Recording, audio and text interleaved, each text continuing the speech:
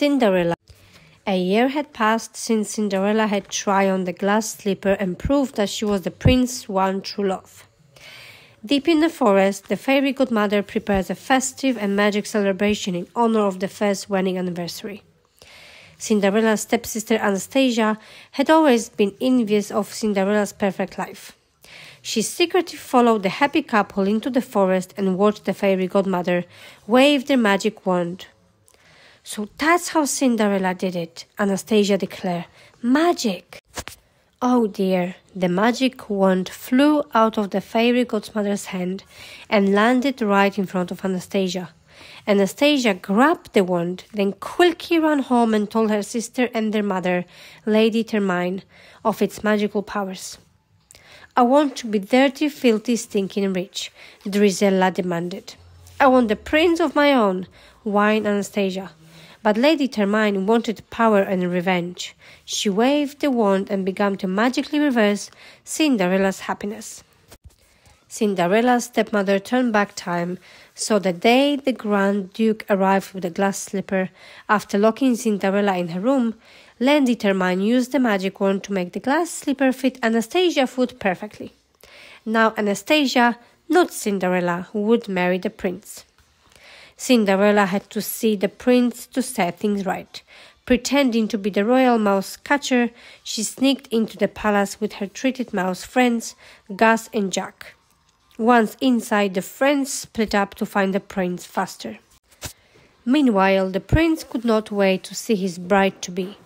But when he greeted Anastasia, he knew she wasn't the girl he had danced with at the ball. "There seems to be a little mixed-up here," said the prince. But Lady Termine waved the magic wand and instantly changed his mind. "It is you!" he cried to Anastasia. "Will you marry me?" "Not good," Jack exclaimed, watching from above with Gus. "We have to find Cinderella."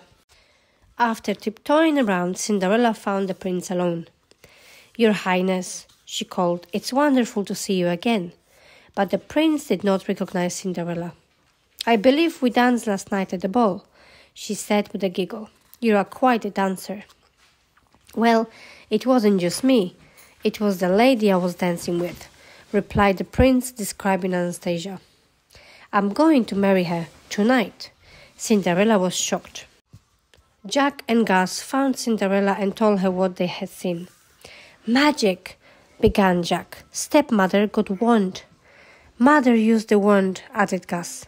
"She made him forget who I am," Cinderella said. "Boys, we have to get that wand." Cinderella learned that the magic wand was locked in her stepmother's dresser drawer. But when Cinderella finally retrieved it, her stepmother sent the palace guards after Cinderella, accusing her of being a thief.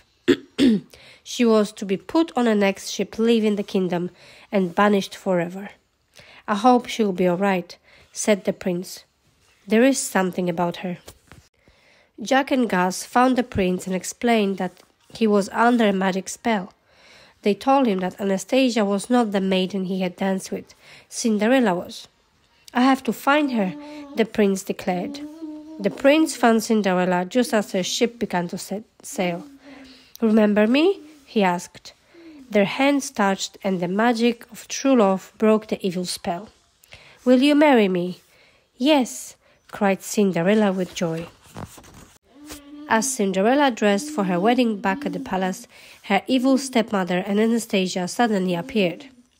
But Anastasia wasn't herself. Lady Termine had used the wand to make her look just like Cinderella.